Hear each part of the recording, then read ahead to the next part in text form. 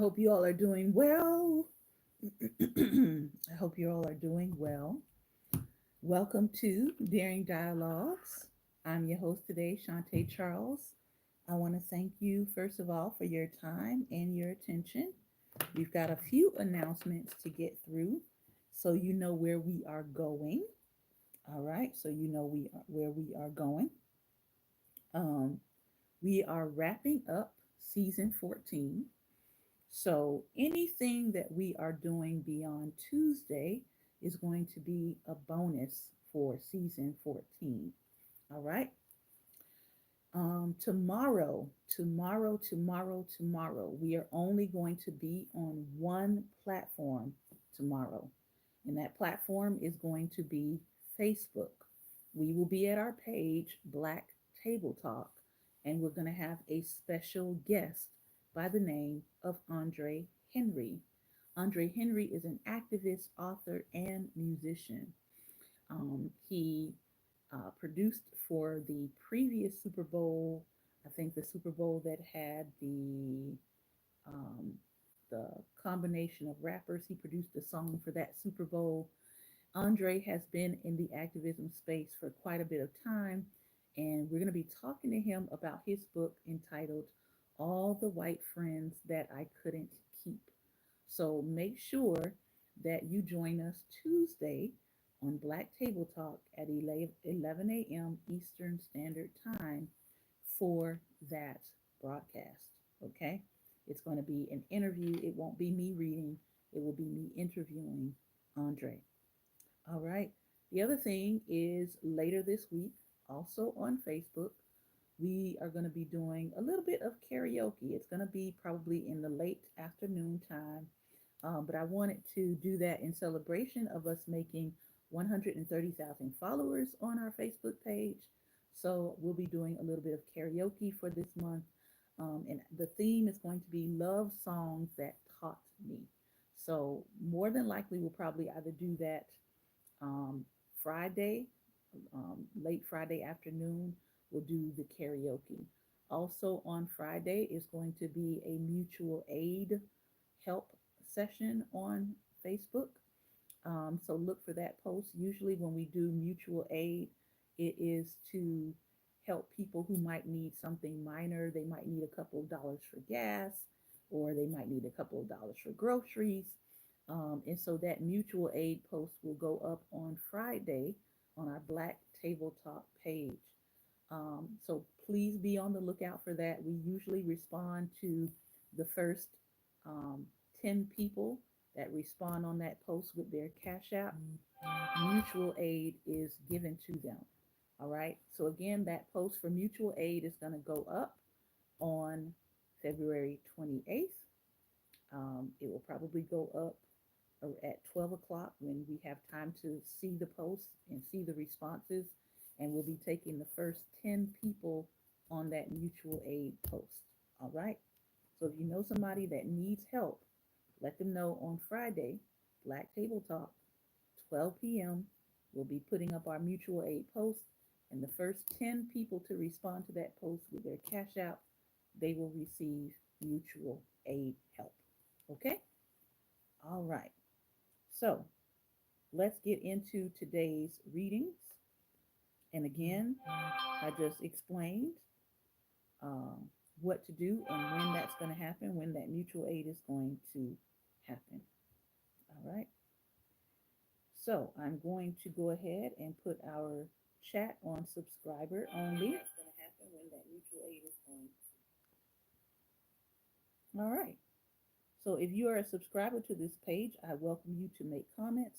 You have to be subscribed to the page for at least 10 minutes or longer in order to send us a comment at this time. And good morning to those of you all who have come on to chat with us. Hello to Nigeria. Hello to India. All right. Hello, hello, hello. For the month of Black History, we have been reading through narratives of real stories and letters from those who were enslaved. The book we're looking at today is called Many Thousand Gone, African Americans from Slavery to Freedom. And this is the cover of the book. I've actually been really enjoying this book because I'm learning about some other people that I didn't know about. This is a particular subject area of mine that I like to study on my own independently. But I'm learning from this book, I'm learning about some people that I didn't know. Now, the next person is a familiar person. Josiah Henson was one of the people that Harriet Beecher Stowe based her character sketches off of for her book, Uncle Tom's Cabin. A lot of times when we hear the words Uncle Tom, um, people tend to misuse that word. Like there are some people that are Uncle Toms that are sort of maybe subservient or act in a subservient way. But usually the term that people are actually looking for is Sambo. Sambo was the character in Uncle Tom's Cabin that was very cruel, that was very vicious, that really did horrible things and brought lots of harm to Black people. That was Sambo, the character. So if you ever hear somebody saying Uncle Tom, they probably mean Sambo. All right. But Josiah Henson was one of the people that she actually did base her character's Uncle Tom off of. He wasn't the only person, but some of his story was taken and used for that character. Josiah Henson was born in the state of Maryland at the time, which was a slave state. His father had been whipped 100 lashes for trying to protect Josiah's mother from an overseer. With his ear nailed to the whipping post, the father took the harsh punishment. Afterward, his ear was cut off. Henson's father was sold to the Deep South, somewhere in Alabama, and neither Josiah nor his mother ever heard of him again. Good morning to those coming in. Josiah himself was sold and resold many times from the age of 6. As a youth, he was beaten so badly by an overseer that for the rest of his life he could not raise his arms as high as his head. As a man, he wrote about the beating. This is what he wrote. It was 5 months before I could work at all, and the first time I tried to plow, a hard knock of the coulter against the stone shattered my shoulder blades again, and gave me even greater agony than at first. And so I have gone through life maimed and mutilated. The free, vigorous play of muscle and arm was gone forever. Cy Henson finally escaped through Indiana and the Ohio wilderness with his sick wife and children. Half dead from starvation and chased by wolves, the family was helped along by northern Ohio Native Americans. Eventually, the Hensons reached Canada. It was the 28th of October, 1830, wrote Henson. In the morning, when my feet first touched the Canada shore, I threw myself on the ground, rolled in the sand, seized handfuls of it, and kissed them, and danced round, till in the eyes of several who was present, I passed for a madman. He's some crazy fellow, said Colonel Warren, who happened to be there. Oh no, don't you know? I'm free, Cy told him. The colonel burst out laughing. Well, I never knew freedom to make a man roll in the sand, he said. It wasn't long before Josiah and his wife began helping other blacks in Canada who found the cold climate almost impossible to deal with. Cy taught them how to care for themselves in the winter and later how to grow their crops and how to use the money they made. One of the people he helped was James Lightfoot. Lightfoot, fearful of going back for his family in Maysville, Kentucky, since it was behind the slavery wall. Cy Henson said he would go, and he did. He walked 400 miles through New York, Pennsylvania, and Ohio to Kentucky. Only then did he discover that the Lightfoot family in Kentucky was too afraid to make the long trek back to Canada. Henson heard about another group 50 miles away, willing to run. At once he set out to find them, which he did. He then acted as their guide through the North.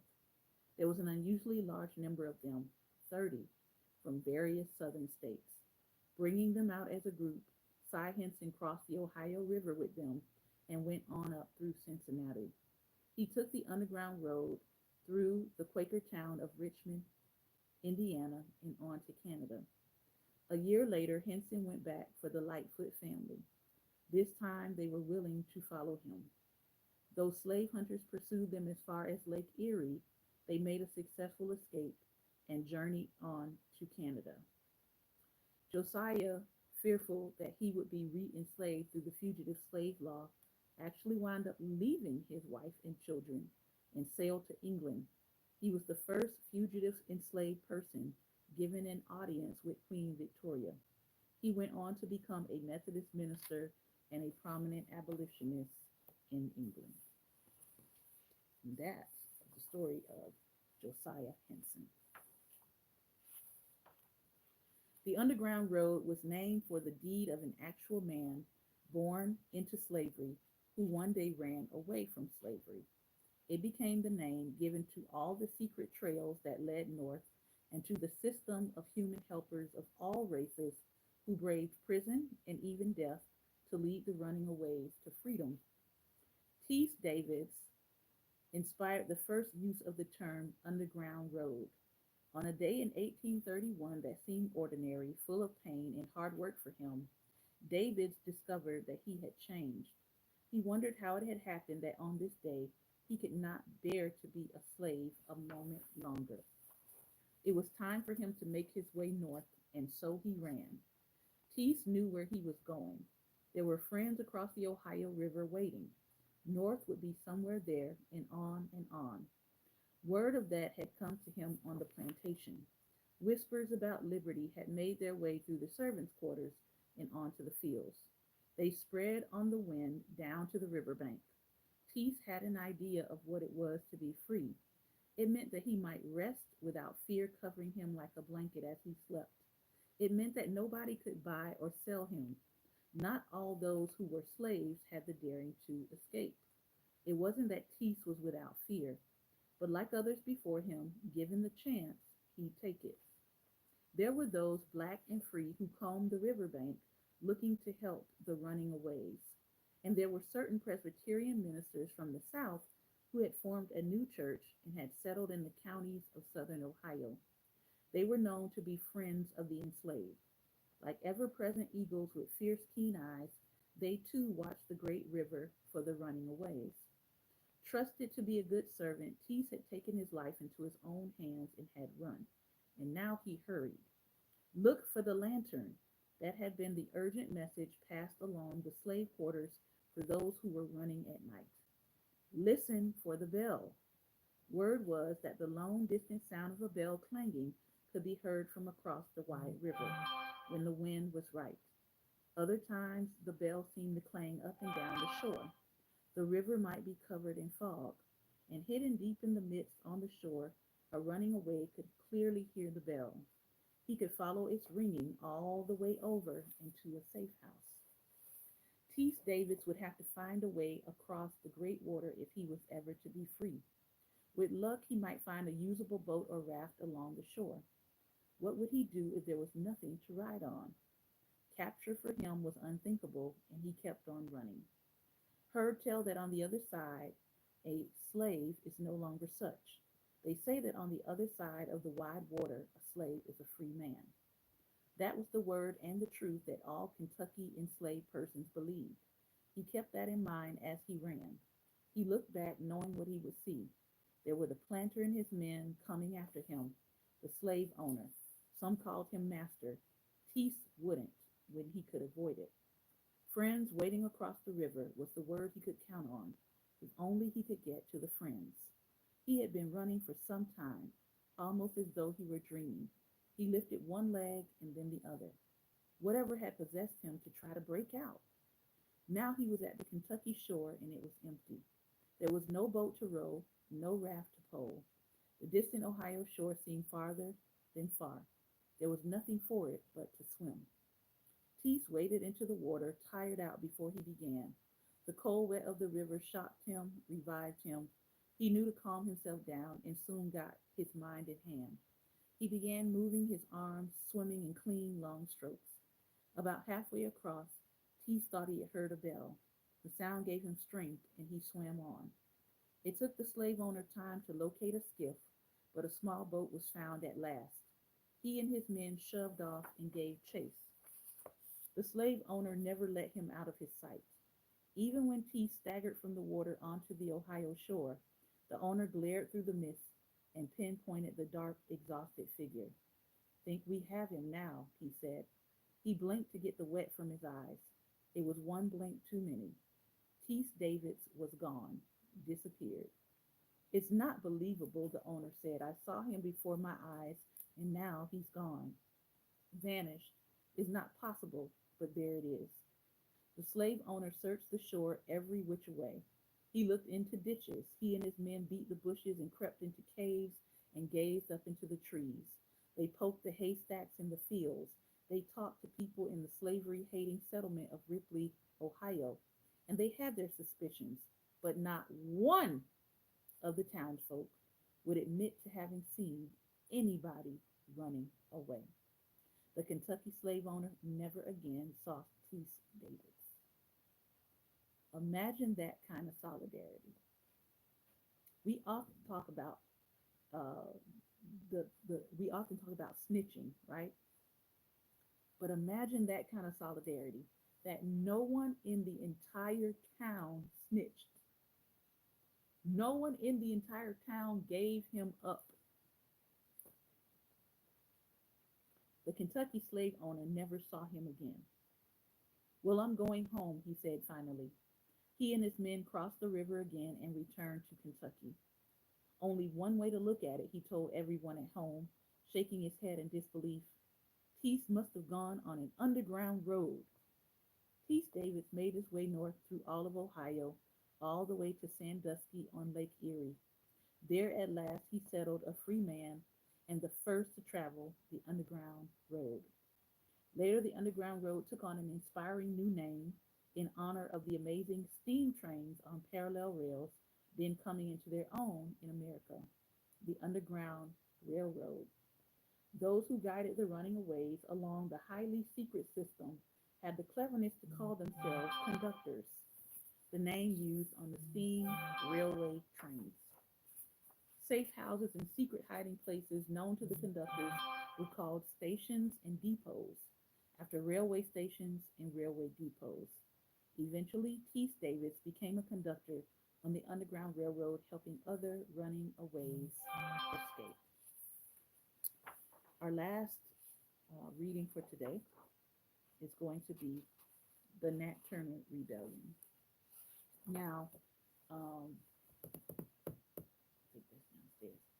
The Nat Turner Rebellion is something dear to my heart because my friend, the late Sharon Ewell Foster, an amazing and incredible author, spent many years studying Nat Turner's rebellion.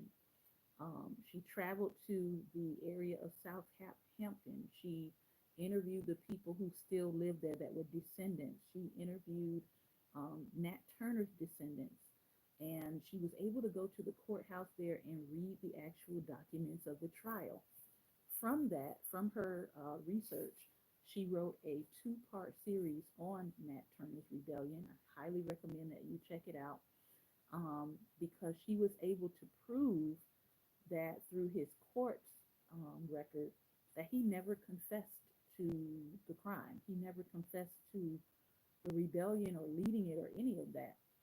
Um, and so it was a interesting thing for her to read because the record prior to that had said that he confessed to doing it.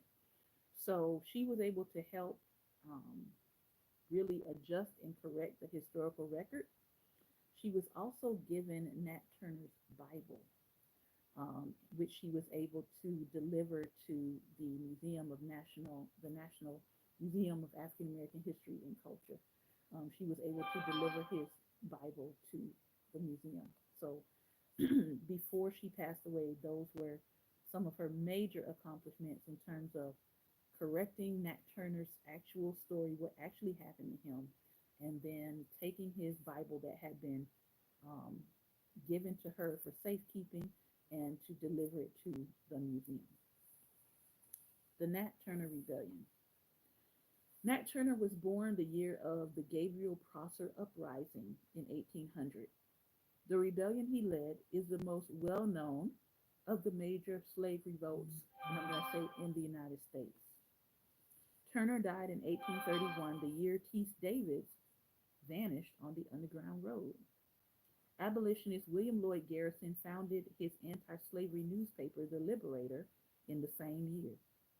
Garrison became the paper's editor, demanding freedom at once for blacks in bondage. He wrote that if the South feared more insurrections like Nat Turner's rebellion, the way to solve this problem was immediate emancipation, freedom for the enslaved. That which is not just is not law, wrote Garrison. Let Southern oppressors tremble, he warned, foreseeing the human rights battles to come. Let all the enemies of the persecuted blacks tremble. That needs to be on a shirt somewhere. Nat was born in Southampton County, Virginia, the property of slave owner Benjamin Turner. Nat's mother had been born in Africa. She had an abiding hatred of bondage and did not want her son to live as a slave. When Nat was 3 or 4, his mother overheard him telling other children something he couldn't have known about, for it had happened before he was born. She knew she hadn't told him because it was something a parent would not reveal to a child. When questioned, Nat stuck to his story. He even added details his mother swore he could not know, yet he did. Other people were called in to hear what Nat told. They too were astonished by his knowledge. They said he would be a prophet when he was a man, since he knew things that happened before his own birth. The mark of prophecy followed Nat. Slaves believed he had a mysterious power. He grew into the kind of man who believed God had placed him on earth for something extraordinary. Turner was 5.5 feet tall, of dark complexion, and strong in appearance. He did not smoke or drink. Other enslaved people looked on him with pride. He had learned to quickly read. He became deeply religious and it became a powerful preacher. From his frequent Bible readings, he came to believe that his purpose was to free the slaves. Then he started hearing voices and having visions about it. Nat plowed his owner's fields and heard the sound of freedom. He believed in what he heard. He told other slaves there would be a warring between the races, and in late part of August 1831, it began. Nat Turner and his men started unaliving slave owners, men, women, and children. Wherever they went, they took away slave recruits to their cause and carried off guns and ammunition. Turner's band increased to 60, and his rebellion went on unchecked for 48 hours. The plan was to attack the county seat of Jerusalem, Virginia, for supplies and money. On the way, the Turner band stopped for reinforcements at a nearby plantation. This was a grave mistake, for a patrol was waiting. The unexpected posse sent the Turner band running in every direction. By this time, 55 whites had been unalived. Nat concealed himself for the night and hid in the woods for the next couple of days, hoping his men would come to him, but they never did. So he headed for the Great Dismal Swamp, which extended from Norfolk, Virginia, into North Carolina, and was home to a large colony of fugitives there. Black children were born and grew up there, spending their whole lives in its stagnant, snake-infested byways. Hunters of slave runaways entered at their peril. Nat Turner hid in the swamp for weeks, venturing out only at night to fetch water and food. Meanwhile, the whites sought revenge. They too went out unaliving and killed 120 black people in just one day. These were innocent victims who had nothing to do with Turner's revolt. White volunteers rode through plantations running down the slaves. Some slave owners tried to halt the slaughter of the innocents, but nothing could stop their vengeance. Slaves were tortured and burned alive. More than 50 of Turner's rebels were captured within a few days. They went to trial, but Nat remained at large. All over the South, black people's houses were searched for him and for weapons. In response, other revolts led by angry enslaved people, flared in Delaware, Alabama, Kentucky, and Tennessee. Turner was spotted in 100 places at once. Thousands of troops searched for him across many states. He managed to remain hidden near the place of his revolt, Southampton County. His home was a cave until dogs scented his food and he had to run again. Then a farmer found him in a field near one of his haystacks. The farmer shot at him, but Nat got away. Finally, days later, Turner staggered out of hiding, too exhausted to go on. As a prisoner, he told the story of his revolt. It was much like a confession. I had a vision, he said, and I saw white spirits and black spirits engaged in battle. And the sun was darkened, the thunder rolled in the heavens, and blood flowed in streams. And I heard a voice saying, such is your luck, such you are called to see, and let it come rough or smooth, you must surely bear it. I'm here loaded with chains, he said finally, and willing to suffer the fate that awaits me. Nat Turner was tried on the 5th of November in 1831. 20 of his band were acquitted. 12 were convicted and removed from the state. 17 were hanged, including Nat. After hanging, surgeons took his body to dissect it. This man, who the slaves had called the prophet, who had visions of himself like Moses leading his people to freedom, would never know his final humiliation. We know that his skin was taken and boiled down for grease. Parts of Nat Turner's body were recently delivered back to his family. Sometimes there is a price that is paid when you know what is supposed to happen. He was definitely a martyr for the cause of freedom. This has been our reading for today. I want to thank you for your time and your attention. We're getting ready to have the talk back over on Instagram, and we're going to hope today that Instagram does not give us problems because it gave us problems toward the end of last week. But we're going to try to have our talk back. We'll be over on Instagram for the next 10 to 15 minutes. I want to thank you for your time and attention today. Remember, light is the most daring opposition to darkness, so continue to go out and be light. Take care, be well, and most importantly, be light.